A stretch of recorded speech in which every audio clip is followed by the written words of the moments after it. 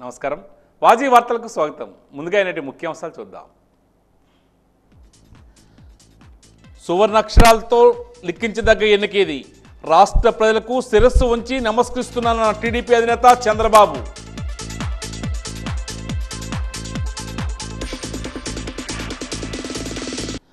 ప్రజా వ్యతిరేక ప్రభుత్వానికి ప్రజలు చరమగీతం పాడారన్న కిమిడి కళా వెంకట్రావు. తమ ఓట్ల ద్వారా జగన్మోహన్ రెడ్డిని ప్రజలు తిరస్కరించారన్న కిమిడి నాగార్జున.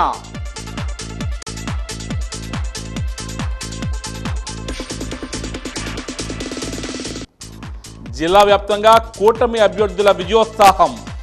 విజేతలను అభినందించిన అభిమానులు, పార్టీ శ్రేణులు.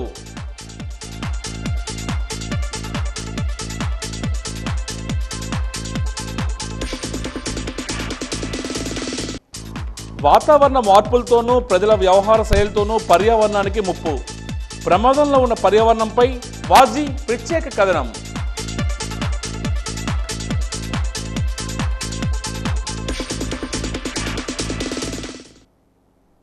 ఇక వివరాలకు వెళ్తే, ఈ ఎన్నికల్లో కూటమికి అఖండ విజయం కట్టబెట్టినందుకు రాష్ట్ర ప్రజలకు మనస్ఫూర్తిగా శిరస్సు ఉంచి నమస్కరిస్తున్నానని తెలుగుదేశం పార్టీ అధినేత చంద్రబాబు నాయుడు తెలియజేశారు. మీడియా సహా ప్రజలందరికీ ధన్యవాదాలు తెలియజేశారు. ఉండవల్లిలోని తన నివాసంలో నిర్వహించిన మీడియా సమావేశంలో చంద్రబాబు మాట్లాడారు. తన సుదీర్ఘ రాజకీయ జీవితంలో ఈ 5 సంవత్సరాల తరహా ప్రభుత్వాన్ని ఎప్పుడూ చూడలేదని ఆయన అన్నారు. 5 సంవత్సరాల్లో వ్యవస్థలన్నీ కుప్పకూలిపోయాయని పేర్కొన్నారు. సహజ సంపద విచ్చలవిడిగా దోచుకున్నారని తెలియజేశారు. తాము మిగులు విద్యుత్ తీసుకొస్తే వైకాపా నాశనం చేసిందని తెలియజేశారు. 9 సార్లు విద్యుత్ ఛార్జీలను పెంచేసి ప్రజలపై భారం మోపారని వివరించారు. ఇలాంటి చారిత్రాత్మక ఎన్నికలు ఎప్పుడూ చూడలేదని తెలియజేశారు.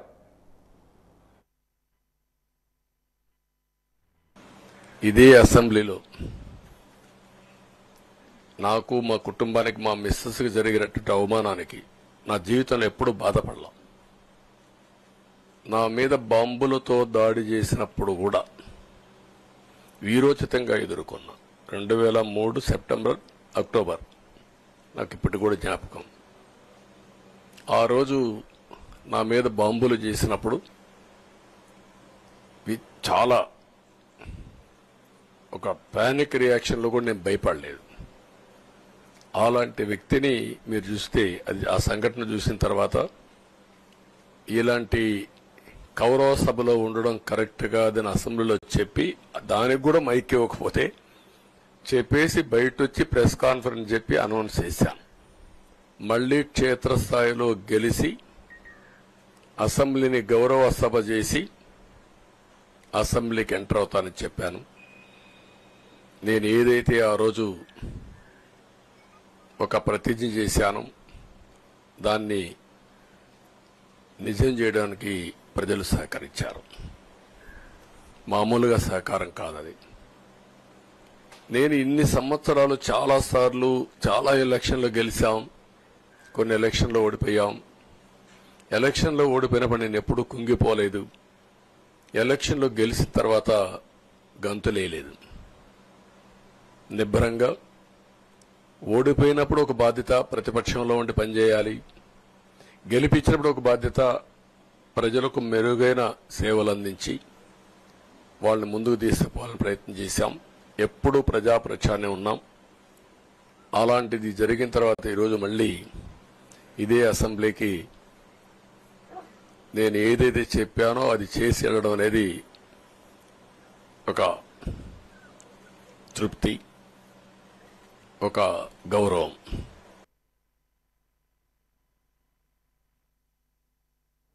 నువ్వు రాలేదనుకున్న ఓట్లు ఎందుకు రాలేదో మేము చెప్తాం తెలుసుకో జగన్మోహన్ రెడ్డి అని తెలుగుదేశం పార్టీ ఎమ్మెల్యే నిమ్మల రామానాయుడు పేర్కొన్నారు.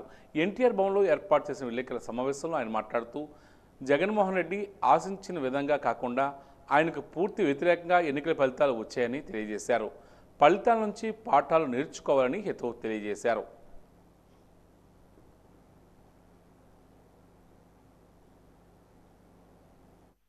ఏదైతే ఆ యొక్క 5 సంవత్సరాల పాలన వైఫల్యాలు గుర్తించకుండా ఆ ప్రజలపై ఎవరైతే నిన్న ప్రజాస్వామ్యబద్ధంగా ఎవరైతే ఓట్లేశారో ఆ ప్రజల మీదే నిందలు మోపేటువంటి విధంగా నిన్న ముఖ్యమంత్రి గారు స్థాయిలో మాట్లాడడం చాలా చాలా దుర్మార్గమైన విషయం అని చెప్పి సందర్భంగా భావిస్తూ ఉన్నా.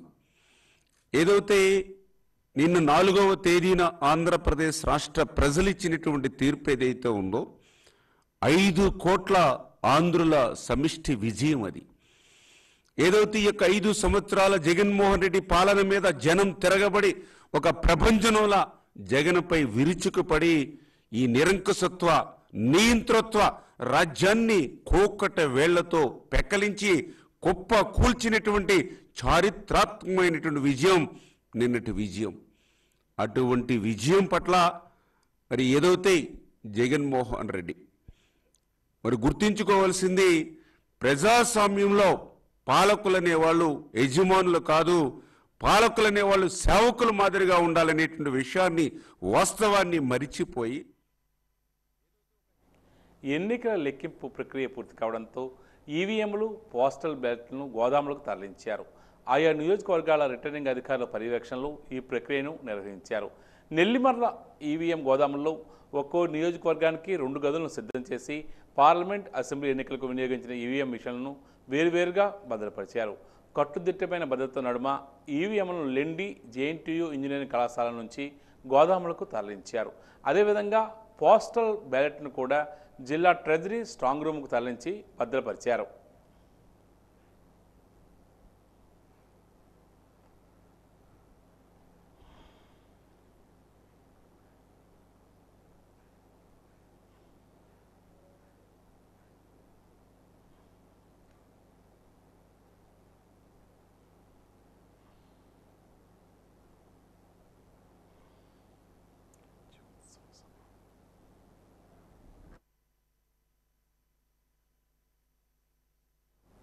విజయనగరం జిల్లా చీపురుపల్లిలో తెలుగుదేశం పార్టీ అభ్యర్థి కళా వెంకట్రావు విజయోత్సవ సభ నిర్వహించారు. ముందుగా చీపురుపల్లి ఎలవేల్పు కనక మహాలక్ష్మి అమ్మవారిని దర్శించుకుని ప్రత్యేక పూజలు నిర్వహించారు.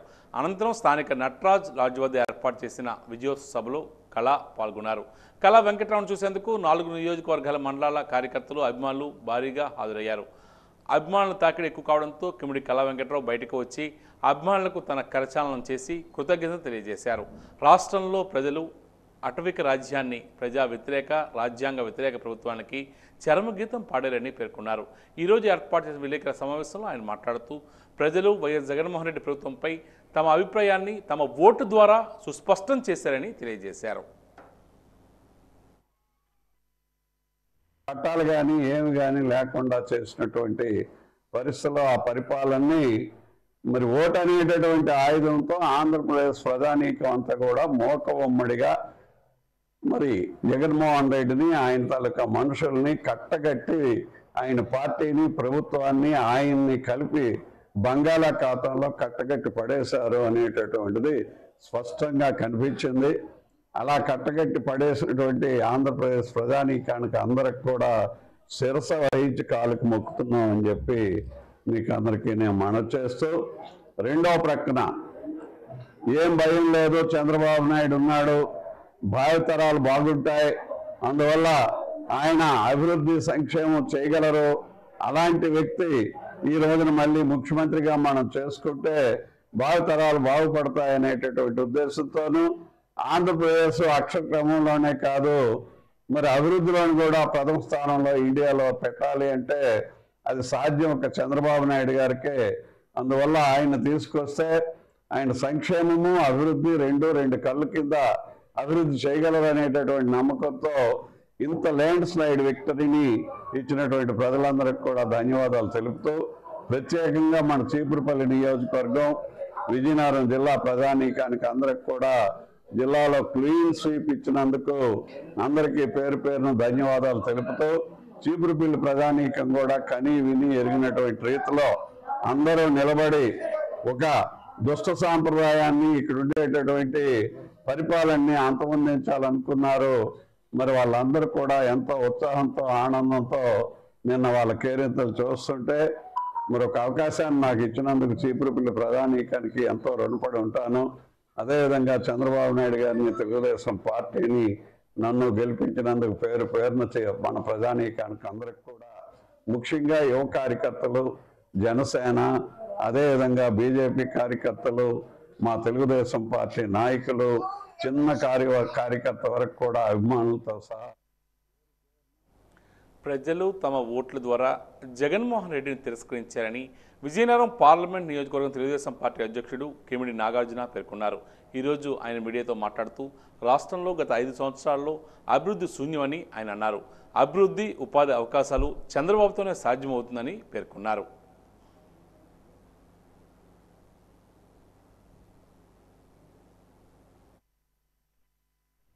ఆంధ్ర రాష్ట్రంలో వెలువడిన ఎన్నికల ఫలితాన్ని మనం చూసాము అంటే ప్రజలు జగన్మోహన్ రెడ్డి గారిని ఏ రకంగా తిరస్కరించారో మనందరికీ కూడా అర్థమైంది.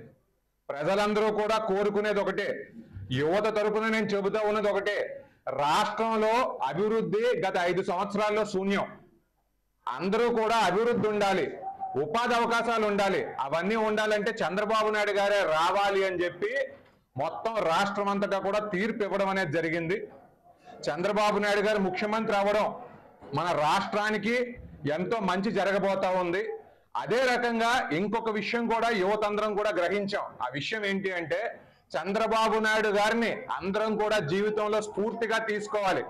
ఎందుకంటే ఈ రోజున 2019లో తెలుగుదేశం పార్టీ అయిపోయిందన్నారు, చంద్రబాబు నాయుడు గారు అయిపోయారన్నారు. కానీ ఆయన మాత్రం పట్టు వదలని విక్రమార్కుడిలాగా ప్రజా సమస్యల మీద పోరాటం చేసి ప్రజల తరపున నిల్చున్నారు. కాబట్టి ఈ రోజున మళ్ళీ ఆయనకు అవకాశం వచ్చింది. ఈ రోజున దేశంలో కూడా నరేంద్ర మోడీ గారికి వెన్నుదన్నుగా చంద్రబాబు నాయుడు గారు అవతరించారు అనడంలో ఎటువంటి సందేహం కూడా లేదు అని చెప్పి సందర్భంగా తెలియజేసుకుంటూ, మరి 1994లో కొండపల్లి పైడితల్లి నాయుడు గారు ఉన్నప్పుడు జిల్లాలో తెలుగుదేశం పార్టీ 100% సాధించిందంట. మరి ఈ రోజు నేను అధ్యక్షుడిగా ఉన్నప్పుడు అన్ని సీట్లు గెలవడం, ఎంపీ కూడా గెలవడం కూడా నాకు ఆనందాన్ని ఇస్తుందని చెప్పి సందర్భంగా తెలియజేసుకుంటూ సెలవు. తెలుగుదేశం పార్టీ శ్రేణుల ఆనందోత్సవాల నడుమ బొబ్బిలి కోట పండుగ వాతావరణాన్ని సంతరించుకుంది. ఏపీ అసెంబ్లీ ఎన్నికల్లో బొబ్బిలి నియోజకవర్గం నుండి విజయం సాధించిన బేబీ నాయనకు శుభాకాంక్షలు చెప్పడానికి పెద్ద ఎత్తున ఆయన అభిమానులు తరలివచ్చారు. జై తెలుగుదేశం, జై చంద్రబాబు, జై బేబీ నాయన అంటూ నినాదాలతో కోట ప్రాంతం దద్దరిల్లింది. వారందరి అభిమాన నాయకుడు బేబీ నాయన విజయం సాధించడం వారందరిలో గొప్ప ఉత్సాహాన్ని రప్పించింది. తెలుగు తమ్ముళ్ళు ఆనందం ఉరకలేసింది.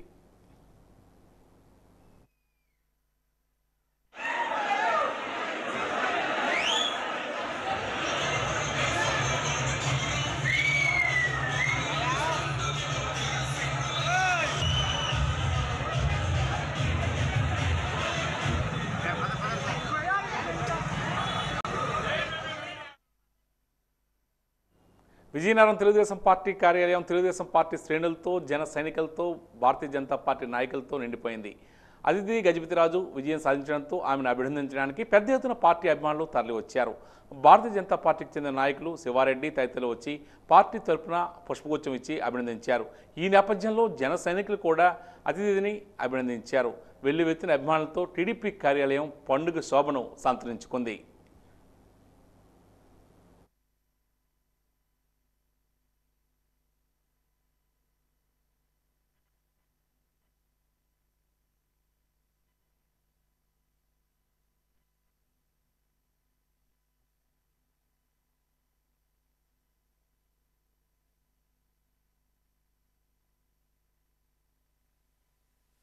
ఆయన చేసే ప్రతి కార్యక్రమం ప్రజా వ్యతిరేక కార్యక్రమాలు 5 సంవత్సరాలు కూడా ప్రజలందరూ భరించి సరి అయిన నిర్ణయం సరి అయిన టైంకి ఇచ్చారంటే నిజంగా ఇది ఒక చరిత్రలో రాసుకోవాల్సిన విషయం అని చెప్పేసి కూడా తెలియజేస్తున్నాం.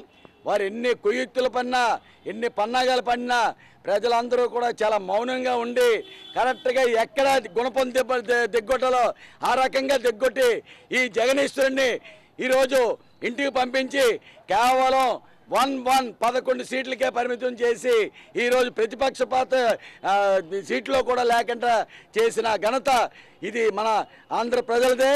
ఇది ప్రజా విజయం.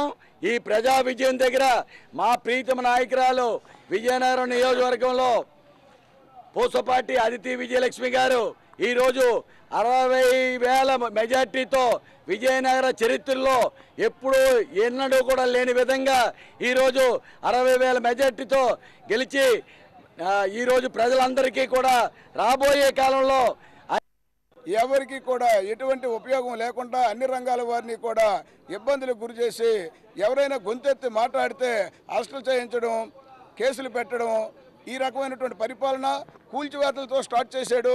నిర్మాణాలు ఎక్కడా కూడా లేవు ఆంధ్ర రాష్ట్రంలో. అమరావతి ఆగిపోయింది, పోలవరం కూడా పనులు పూర్తి కాలేదు, అసలు పనులు మొదలు పెట్టలేదు. కాబట్టి ప్రజలు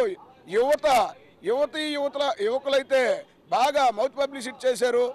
మనకు భవిష్యత్తు ఉండాలంటే ఎన్డీఏ కూటమి ఈసారి మనం గెలవాలి, లేకపోతే జగన్మోహన్ రెడ్డి మన రాష్ట్రాన్ని కూడా అప్పుల పాలు చేస్తాడన్నటువంటి మౌత్ పబ్లిసిటీ అందరూ కూడా యువకులందరూ కూడా గట్టిగా ఎవరికి కనిపించిన పబ్లిసిటీ చేశారు. ఇవాళ యువత తిరగబడింది.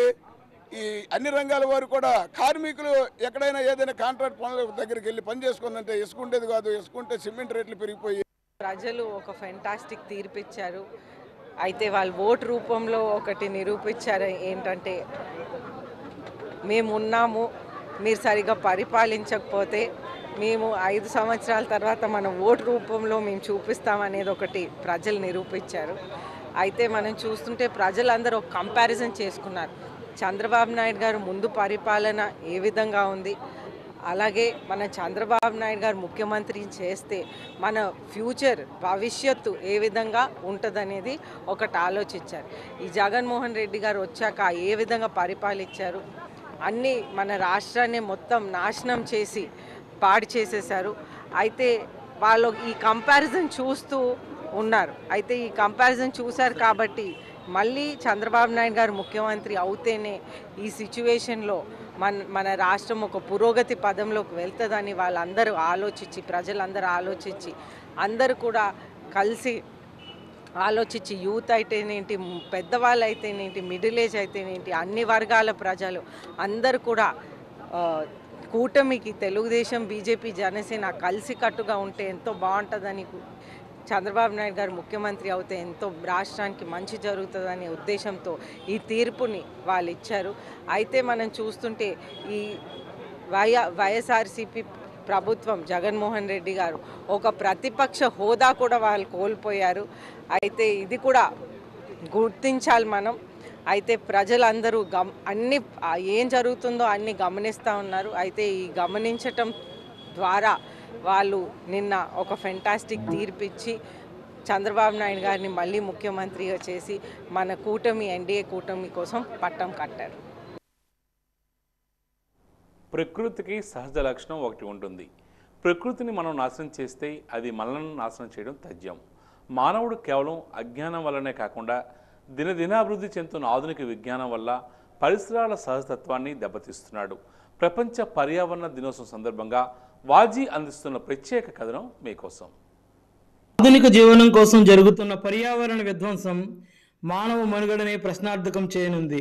ఈరోజు భూ ఉష్ణోగ్రత ప్రమాదకర స్థాయికి చేరింది.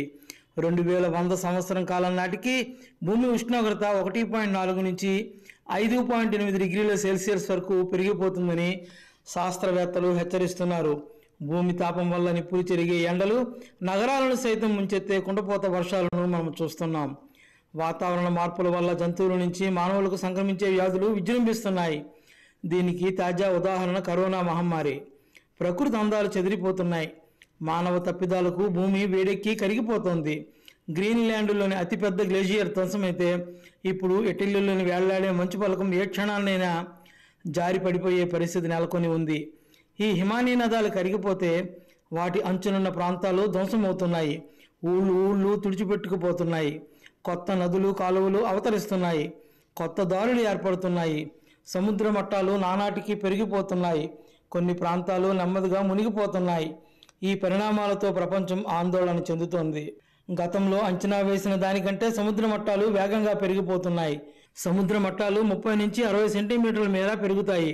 భూతాపం పెరుగుదల 2 డిగ్రీల సెంటీగ్రేడ్ కన్నా తక్కువకు పరిమితం అవుతుంది. కర్బన వాయు ఉద్గారాలను అదుపు చేయకపోతే సముద్ర మట్టాలు 60 నుంచి 110 సెంటీమీటర్ల మేర పెరిగిపోతాయి. దీంతో భూ ఉష్ణోగ్రతల పెరుగుదల 3 డిగ్రీల సెంటీగ్రేడ్ కన్నా పైనే నమోదయ్యే అవకాశం ఉంది. 17 సముద్ర మట్టాల స్థాయి 50 సెంటీమీటర్ల మేర పెరిగితే ప్రపంచంలో 5 లక్షలకు పైగా జనాభా ఉన్న 45 నగరాల వాసులు వరదల ముప్పును ఎదుర్కొనే అవకాశం ఉంది. భారతదేశంలో ముంబై, కలకత్తా, సూరత్, చెన్నై నగరాలకు ఈ ముప్పు తప్పదు. సముద్ర మట్టాల పెరుగుదల కారణంగా తీర ప్రాంత నగరాల్లో వరదలు పెరిగిపోతాయి. ఉష్ణమండల తుఫానులు, వర్షాపాతం ఎక్కువ అవుతాయి. ఆమ్లీకరణంతో సముద్ర ఆహారం తగ్గిపోతుంది. హిమానీ నదాలు మంచు కరుగుదల కారణంగా తగ్గనున్న నీటి లభ్యత, ఉష్ణగాలుల కారణంగా పగడపు దీవులు తెల్లబారిపోతాయి. దీంతో రాతి పర్యావరణానికి తీవ్ర ముప్పు ఏర్పడుతుంది. ఈ ముప్పు తప్పాలంటే గ్రీన్ హౌస్ ఉద్గారాలను తగ్గించేందుకు ప్రపంచ దేశాలు ఉమ్మడిగా కృషి చేయాలి. వాతావరణానికి అనుగుణంగా మౌలిక రంగ నిర్మాణాలను చేపట్టాల్సిన అవసరం ఉంది. పర్యావరణ, అటవీ పరిరక్షణ, వన్యప్రాణి సంరక్షణ, జల, వాయు కాలుష్య నియంత్రణ చట్టాలన్నింటినీ ఒకే గొడుగు కిందకు తీసుకురావాల్సిన అవసరం ఎంతైనా ఉంది. అంతర్జాతీయ పర్యావరణ పరిరక్షణ దినోత్సవాన్ని పురస్కరించుకొని విశాఖలోని జిల్లా న్యాయ సేవాధికార సంస్థ ఆధ్వర్యంలో మొక్కలు నాటే కార్యక్రమాన్ని చేపట్టారు.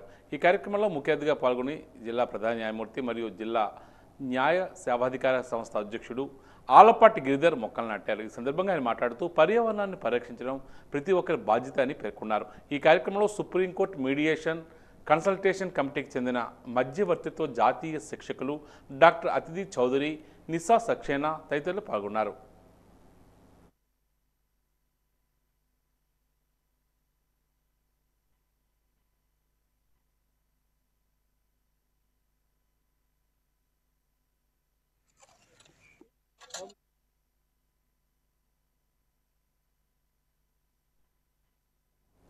రాష్ట్రంలో జగన్ ప్రభుత్వం చేస్తున్న అరాచకాలు, విధ్వంసకాండపై చంద్రబాబు, పవన్ కళ్యాణ్, కృష్ణార్జునుల సమరశంఖం పూరించడంతో తెలుగుదేశం, జనసేన, బీజేపీ కూటమి సీట్ల సునామీని సృష్టించింది. అసెంబ్లీ, లోక్సభ ఎన్నికల్లో రికార్డు స్థాయిలో అత్యధిక స్థానాలను కైవసం చేసుకుని రాష్ట్ర రాజకీయ రంగంలో సరికొత్త చరిత్రను ఆవిష్కరించింది. ఈ నేపథ్యంలో వాజీ అందిస్తున్న ప్రత్యేక కథనం మీకోసం.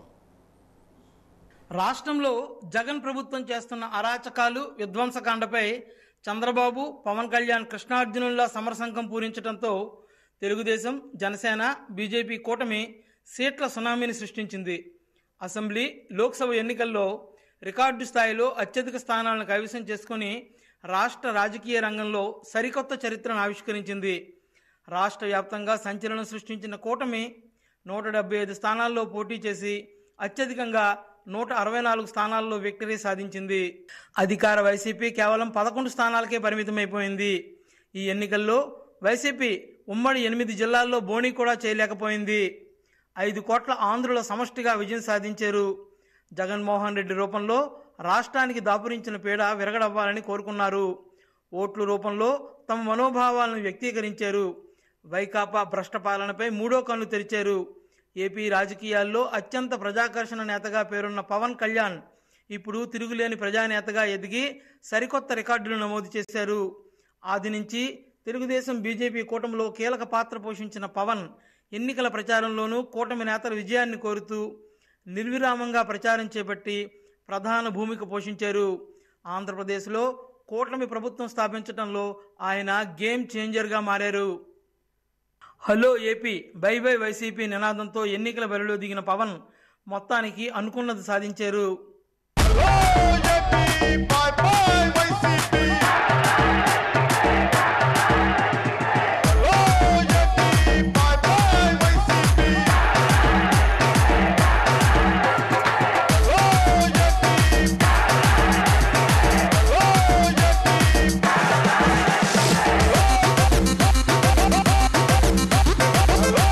జనసేన అధినేత పవన్ కళ్యాణ్కు మెగా ఫ్యామిలీ కొండంత అండగా నిలిచింది. చిరంజీవి 5 కోట్ల విరాళం అందజేసి మద్దతు పలికారు. ఆ తదుపరి తన తమ్ముడిని గెలిపించాలంటూ పిఠాపురం ప్రజలను కోరుతూ వీడియోను రిలీజ్ చేశారు. నాగబాబు సతీమణి పద్మ, కుమారుడు వరుణ్ తేజ్, పవన్ మేనలుడు సాయిధరం తేజ్, చిరంజీవి సతీమణి సురేఖ, తనయుడు రామ్ చరణ్ తేజ, బావమరిది అల్లు అరవిందులు పవన్కు మద్దతుగా నిలిచారు. రాష్ట్రంలో గత 10 సంవత్సరాలుగా ఉనికిని కోల్పోయిన కాంగ్రెస్ పార్టీ ఈ ఎన్నికల్లో మిత్రపక్షాలైన సిపిఐ, సిపిఎంతో కలిసి రాష్ట్రంలోని 175 అసెంబ్లీ నియోజకవర్గాలు, 25 పార్లమెంటు స్థానాలకు పోటీ చేసిన ఓటరు మాత్రం కరుణించలేదు. రాష్ట్రాన్ని పునర్నిర్మించే గురుతర బాధ్యతలను నిబద్ధతకు నిలువుటద్దంగా పేరు పొందిన చంద్రబాబు చేతుల్లో ప్రజలు పెట్టారు. రాజధాని కట్టుకోవాలి, పోలవరంతో సహా అన్ని ప్రాజెక్టులు పూర్తి చేయాలి. ఇండస్ట్రియల్ కారిడార్లన్నీ అభివృద్ధి చేసుకోవాలి. ఇవన్నీ జరగాలంటే కేంద్ర ప్రభుత్వ సహకారం అవసరం. నరేంద్ర మోడీ గారి యొక్క సహకారం, ఆశీస్సులు ఈ రాష్ట్రానికి అవసరం. అప్పుడే ఇవి సాధ్యమవుతాయని చెప్పి నేను మీకు తెలియజేస్తున్నా. అందుకే గాడి తప్పిన పరిపాలనని ఘాట్లో పెట్టే శక్తి, యుక్తి ఈ ఎన్డీఏకుందని మరొకసారి మీ అందరికీ విజ్ఞప్తి చేస్తున్నా. జగన్ పార్టీని ఏపీ ప్రజలు అధఃపాతాళానికి తొక్కేశారు. ఇప్పుడు సర్వభ్రష్టమైన వ్యవస్థలను ప్రక్షాళన చేయవలసి ఉంది. మే 31వ తేదీ వరకు ఇంటర్మీడియట్ సప్లిమెంటరీ పరీక్షలు జరిగాయని, ప్రస్తుతం ఆన్లైన్లో స్పాట్ వాల్యుయేషన్ అవుతుందని ఇంటర్మీడియట్ ప్రాంతీయ పర్యవేక్షణ అధికారి మధ్య ఆదినారాయణ పేర్కొన్నారు. ఆర్ఐఓ కార్యాలయంలో ఈరోజు ఆయన వాజీ న్యూస్తో మాట్లాడారు. త్వరలో ఇంటర్మీడియట్ సప్లిమెంటరీ ఫలితాలు ఇవ్వనున్నట్లు చెప్పారు. ప్రభుత్వ ఇంటర్మీడియట్ కళాశాలలో మొదటి విడత ప్రవేశాల సమయం పూర్తయిందన్నారు. రెండో విడత ప్రవేశాలకు ఈ నెల 10వ తేదీ నుండి 30వ తేదీ వరకు గడువు ఉందని తెలియజేశారు. ఆసక్తి గల విద్యార్థులు ప్రభుత్వ ఇంటర్మీడియట్ కళాశాలలో ప్రవేశాలు పొందాలని సూచించారు.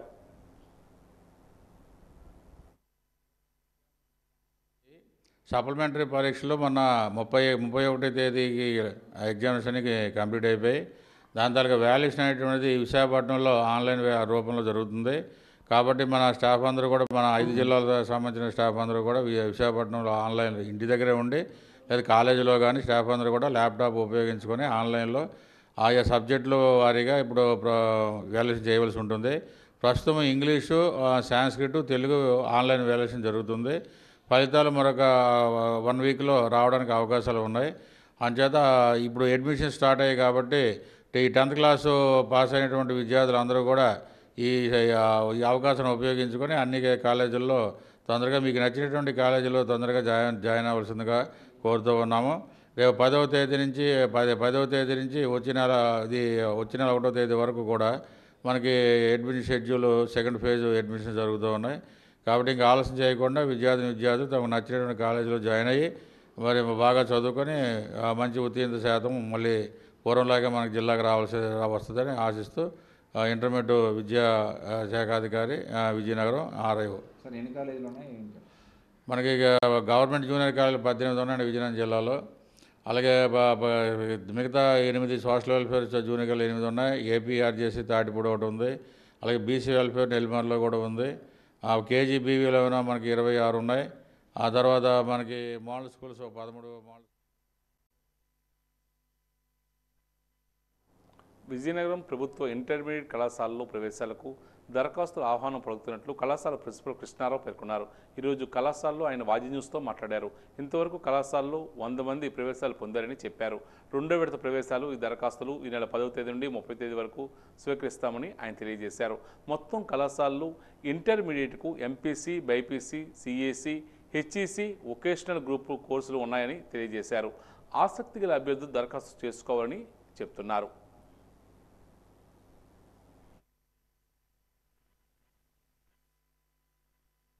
సో ఈ అడ్మిషన్లు ఫస్ట్ పేజ్ అడ్మిషన్లు 1/5/1/6/2024తో ముగించడం జరిగినది.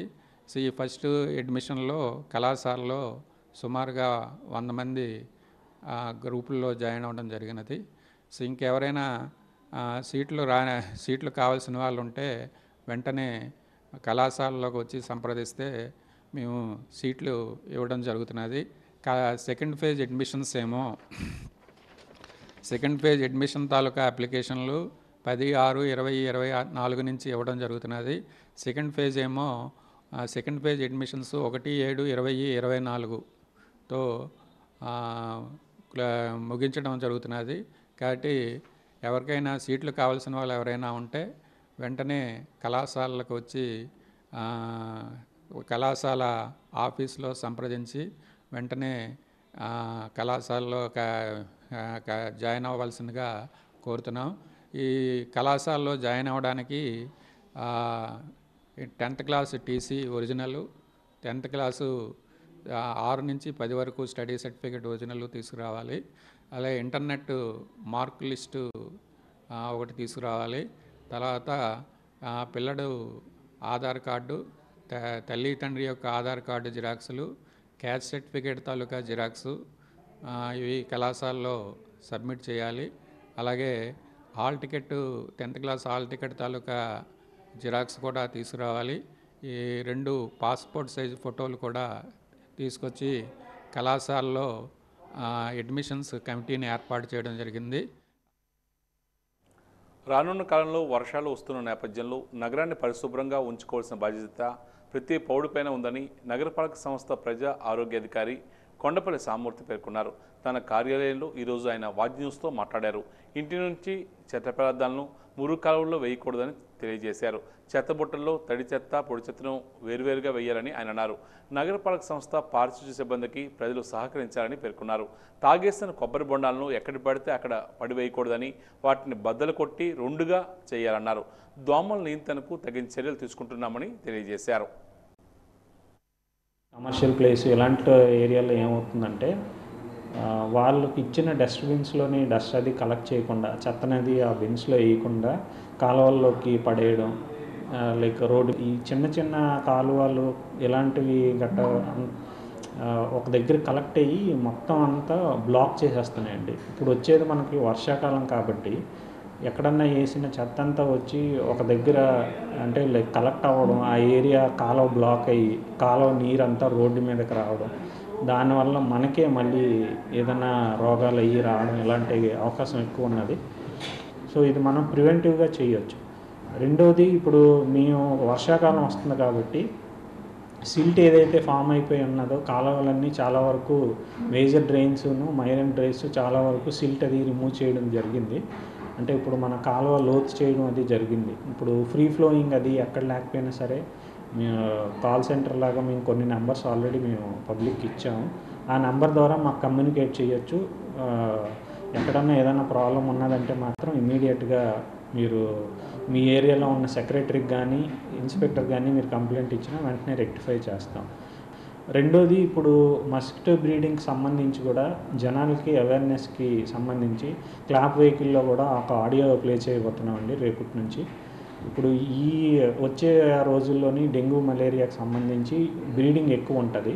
ఎందుకంటే మనకి వారం రోజుల్లోని ఒక స్టాగ్నెంట్గా అంటే ఒకే చోట నీరు పేరుకుపోయి ఉన్నది అనుకోండి, ఇంట్లోనే లైక్ మనం వాడకుండా పక్కన వదిలేసిన రుబ్రోలు కానీ ఇరిగిపోయిన బకెట్, మగ్గో, కొబ్బరి చెప్పులు ఇలాంటి వాటిల్లో రెయిన్ వాటర్ పడి 7 డేస్లోని ఒకవేళ మనం అది కదపకపోతే మస్కిటో బ్రీడింగ్ అంటే ఎగ్ పెట్టి అది మస్కిటో అవ్వడానికి 7 డేస్ పీరియడ్ పడుతుంది. ఇక ఈనాటి వాజీ వార్తలు ముగించే ముందు ముఖ్యాంశాలు మరోసారి. సువర్ణాక్షరాలతో లిఖించదగ్గ ఎన్నికేది, రాష్ట్ర ప్రజలకు శిరస్సు ఉంచి నమస్కరిస్తున్నానన్న టీడీపీ అధినేత చంద్రబాబు.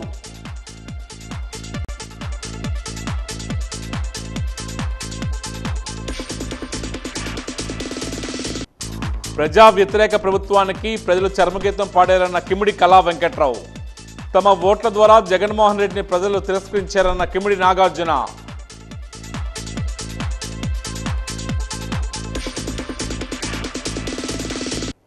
జిల్లా వ్యాప్తంగా కూటమి అభ్యర్థుల విజయోత్సాహం.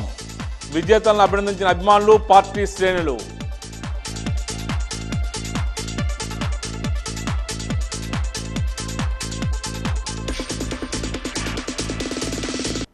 వాతావరణ మార్పులతోనూ ప్రజల వ్యవహార శైలితోనూ పర్యావరణానికి ముప్పు. ప్రమాదంలో ఉన్న పర్యావరణంపై వాజీ ప్రత్యేక కథనం.